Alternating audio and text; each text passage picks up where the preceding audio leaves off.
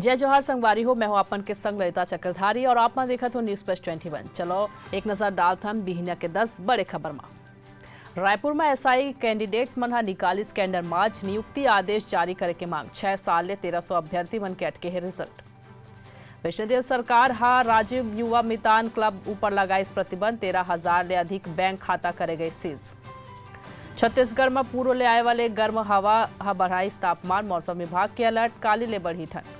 मध्य प्रदेश में बस में लगी आग, 13 लोगन मन जिंदा जलीस। गुना में डंपर ले टक्कर के बाद हादसा। 139वां स्थापना दिवस पर नागपुर में कांग्रेस के मेगा रैली। सोनिया गांधी राहुल संग लाखों कार्यकर्ता मन जुटी। गाजियाबाद में ठंड के चलत 1 ले 8वीं तक के कक्षा सुबह 10 बजे खुली।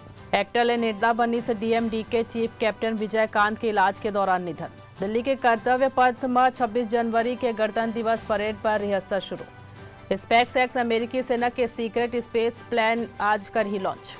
शरद पवार बोलिन भाजपा राम मंदिर ऊपर राजनीति करत है। मोला इनॉग्रेशन में नहीं बुलाए रही से पर मंदिर बने ले खुश हो।